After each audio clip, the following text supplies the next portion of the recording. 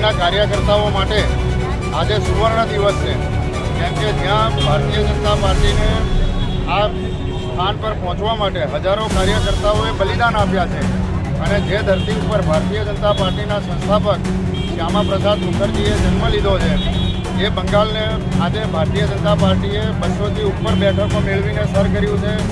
સાથે સાથે પોંડિચેરી એ પણ સર કર્યું છે. આસામની અંદર પણ 100 કરતાં વધુ બેઠકો ભારતીય જનતા પાર્ટીએ મેળવી છે.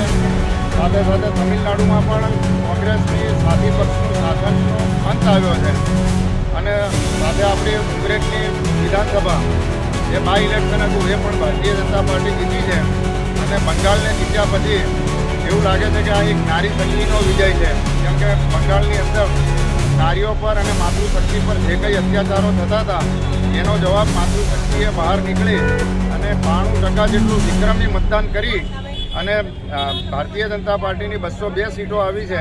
તો હું ભારતીય જનતા પાર્ટીના દરેક કાર્યકર્તાઓને પ્રણામ કરું છું અને જે કાર્યકર્તાઓએ બંગાળની અંદર આ સ્થાન પર પહોંચવા માટે પોતાના જીવની આહુતિ આપી છે એમને હું ચરણોમાં વંદન કરી અને અર્પણ કરું છું કે ભાઈ તમારી મહેનત આજે રંગ લાવી છે અને તમારું બલિદાન એળે નથી ગયું. આજે ભારતીય જનતા પાર્ટીનું કમળ એ બંગાળની અંદર ખીલ્યું છે. અસ્તુ ભારત માતાની જય.